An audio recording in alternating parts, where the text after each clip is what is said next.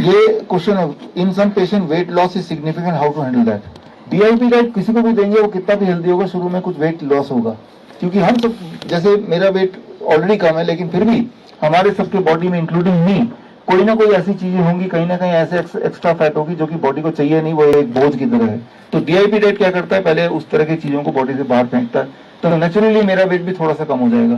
तो आप, लेकिन अगर 5-6 दिन के बाद तो कम होता हुआ दिखेगा, पहले 3-4 केजी, उसके बाद भी अगर लगातार कम हो रहा है, इसका मतलब क्वांटिटी इज लेस, तो क्वांटिटी आपको बढ़ानी पड़ेगी। What ever quantity you decided कि मेरा ये क्वांटिटी है, यू हैव टू ईट मोर, तो उससे आप हैंडल कर पाएंगे।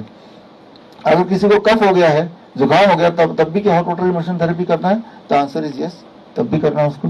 लेकिन हमें पानी जो है ना, पानी की वजह से कफ होगा ऐसा नहीं है, राइट। तो पानी तो गर्म है ना, गर्म पानी तो ठीक करता है, वो ठीक करेगा, उल्टा वो उल्टा ठीक कर देगा। लेकिन अगर किसी को फीवर हो गया तो आपको पता ही है, फिर हम सिर्फ पैर जो है ना वो पानी में डलवाते हैं हॉट वाटर में, ताकि फीवर को कम करते हैं। फीवर कम करने के बाद अब हॉट वाटर इमर्शन। अच्छा, यहाँ पे थोड़ा समझ लेते हैं, ये बड़ा इंपॉर्टेंट है।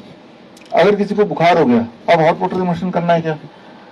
हॉट वाटर इमर्शन जब करते हैं तो आप बैठे रहते हैं, लेकिन आपकी बॉडी काम करना शुरू करती है बड़ी तेजी से, ये मैंने आपको बताया ऑलरेडी।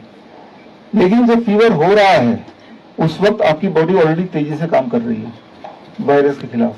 तो पहले तो बॉडी तेजी से काम कर रही है और आपने बॉडी के ऊपर काम बढ़ा दिया हॉट वाटर इमर्शन करके, तो आपको एक्सट्रीम वीकनेस आ जाएगी या जा सकती है। इसीलिए हॉट वाटर इमर्शन उस दिन नहीं करना है, पहले फीवर को उतारना है। फीवर को उतारना कैसे है?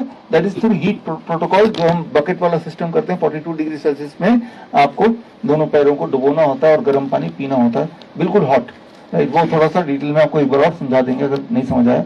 फीवर उतर गया, अब हॉट वाटर इमर्शन दोबारा से रिज्यूम कर सकते हैं।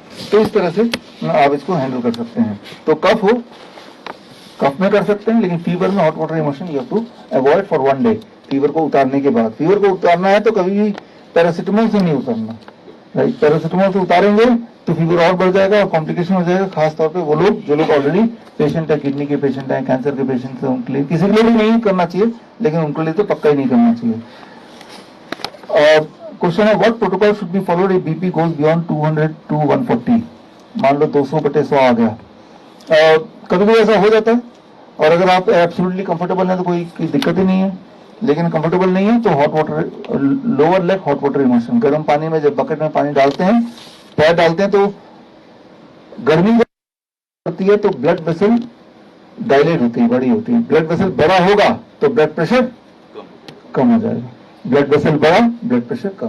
तो आपको क्या करना है, बॉडी में, खासतौर पर बॉडी, कुछ ब्लड वेसल्स को बड़ा कर देना है।